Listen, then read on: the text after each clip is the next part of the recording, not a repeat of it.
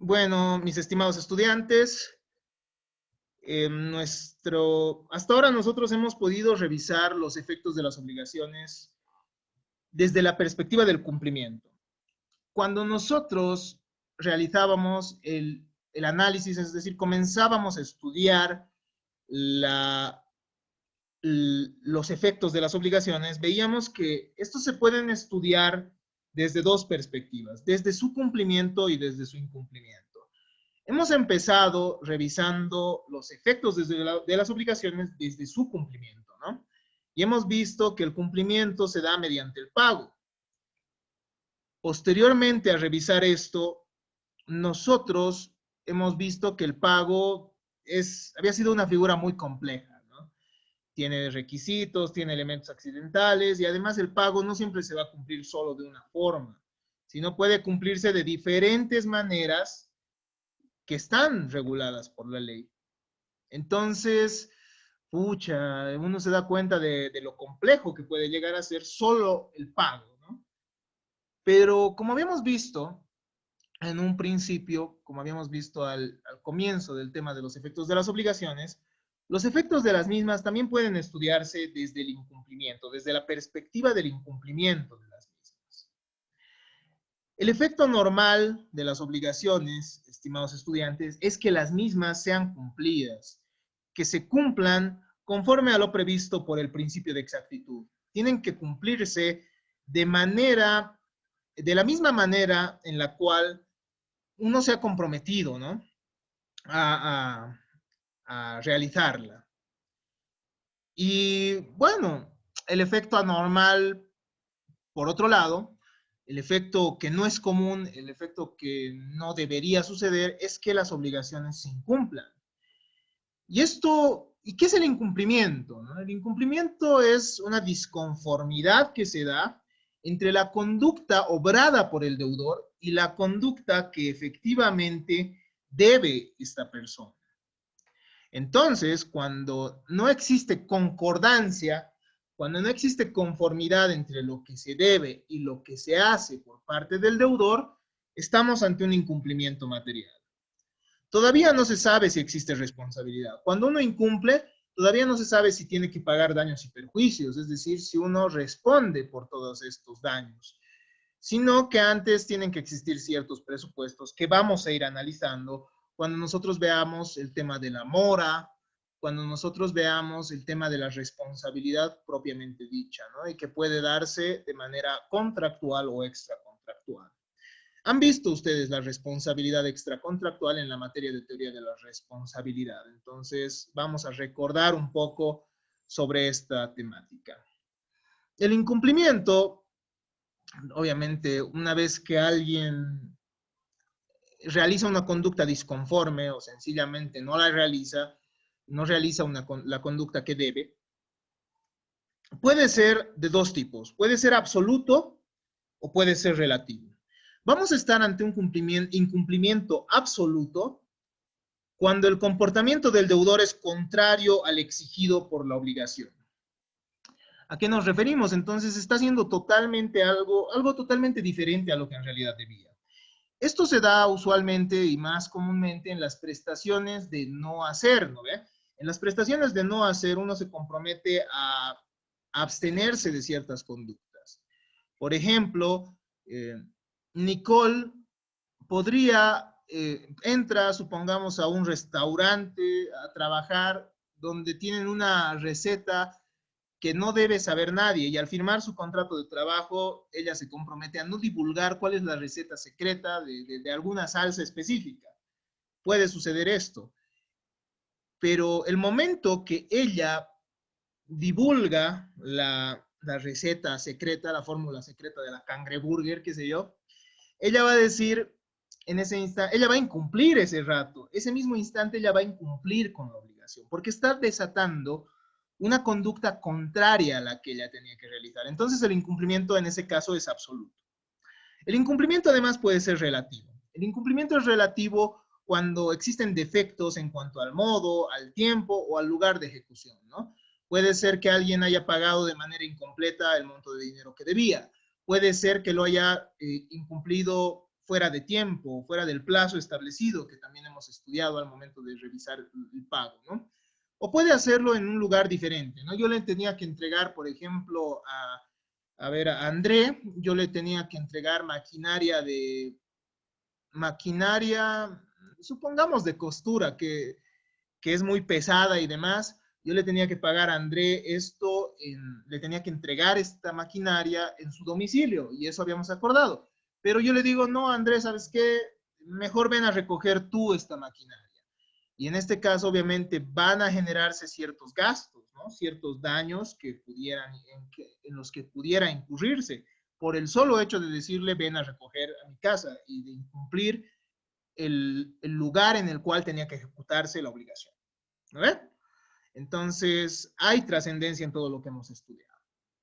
El cumplimiento defectuoso, es decir, si es que alguien ha pagado de manera incompleta, como habíamos visto, o si alguien ha pagado de manera diferente a la que se debía, se asimila al incumplimiento total. Eso es algo que no tenemos que olvidar. Si alguien incumple una parte de la obligación, sencillamente va a incumplir, o sea, va a estar ante un incumplimiento total, ¿no? Recién me preguntaban, por ejemplo, un caso interesante, ¿no? Me han vendido un determinado departamento. Me han vendido un determinado departamento y me han dicho que yo iba a tener acceso, qué sé yo, a ciertos lugares específicos. Yo iba a tener acceso a la piscina, yo iba a tener acceso a, supongamos, no sé, al gimnasio, pero luego llega el momento en que se realiza la venta del departamento, pero esta persona no tiene acceso ni a la piscina ni al gimnasio, según las obligaciones. Entonces, como es una obligación en conjunto, es decir, al momento de realizarse la venta también se está vendiendo derechos sobre partes comunes, estaríamos ante un incumplimiento de quien ha vendido, ¿no? Porque no se está cumpliendo a cabalidad bajo el principio de exactitud con la prestación, que es la total. Por lo cual, reiteramos, el cumplimiento defectuoso se asimila al incumplimiento total, ya que y esto va a generar responsabilidad en el deudor, porque puede suceder que la venta se haya realizado justamente por esos beneficios sobre las partes comunes, ¿no? Es decir, uno por tener ciertos lujos, por tener ciertos gustos, acepta las compras. Entonces, bueno, se presta del banco o se puede privar muchas veces de muchas posibilidades, ¿no? Vende su casa y antes esta persona tenía la posibilidad de alquilar su casa y tal vez sacar algo más de dinero. Entonces se han generado obviamente ciertos daños y perjuicios que el deudor tendrá que responder. Va a tener que responder el deudor por los daños y perjuicios que sean directamente consecuencia de su incumplimiento. Eso lo vamos a analizar cuando veamos el tema de la mora. Acciones por el incumplimiento del deudor. ¿Cuál es la diferencia entre derecho sustantivo y derecho adjetivo? A ver, vamos preguntando a ustedes. Ustedes han debido ver esto en la materia de introducción al derecho. Erika Villacorta, ¿cuál es la diferencia entre el derecho adjetivo y el derecho sustantivo?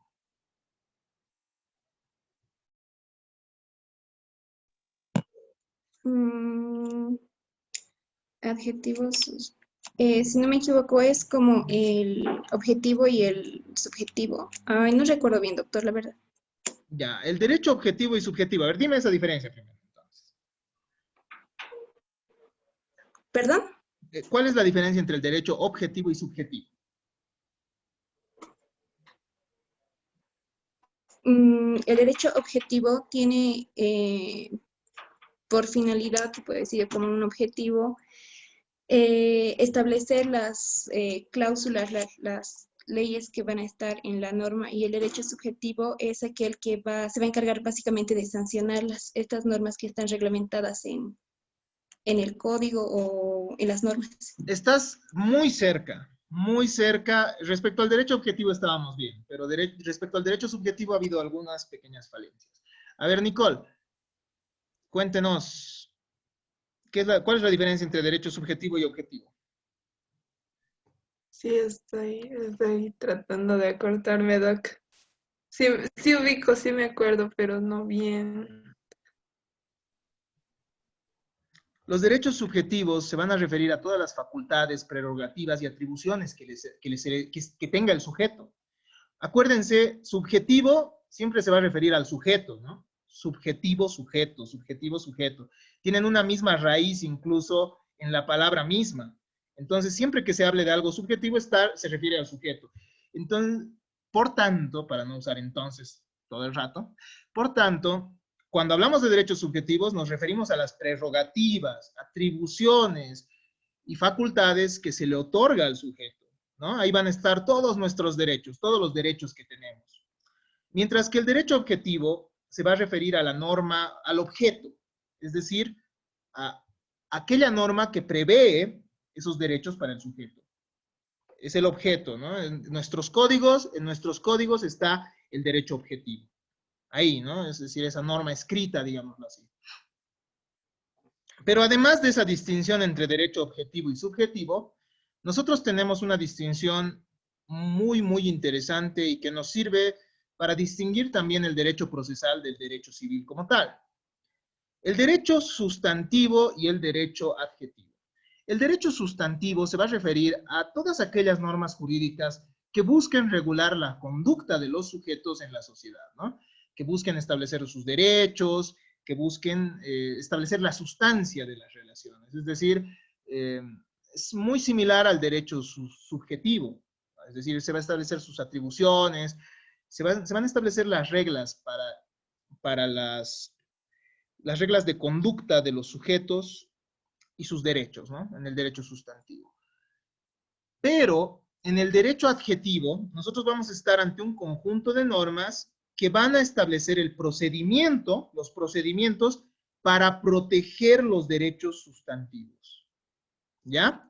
Entonces, el derecho adjetivo, dentro del derecho adjetivo nosotros tenemos el procedimiento penal, el procedimiento civil, el procedimiento laboral, el procedimiento constitucional, todos los procesos, ¿no? Todos los derechos procesales como tal, que son una rama aparte del conocimiento jurídico. Y en el derecho sustantivo nosotros vamos a tener el derecho civil, el derecho penal, que van a establecer ciertas prerrogativas y ciertas facultades. Esta distinción es sumamente importante. ¿Por qué? Porque nos va a permitir comprender el concepto de acción. La acción está dentro del ámbito del derecho adjetivo. Ustedes han visto en la materia de derechos reales acciones, ¿no? Acciones reales. ¿Se acuerdan de eso? ¿Qué tipos de acciones han visto en derechos reales? A ver, vamos preguntando.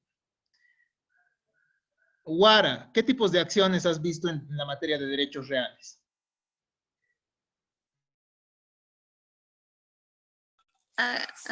Acciones reales, acciones... no, no me acuerdo.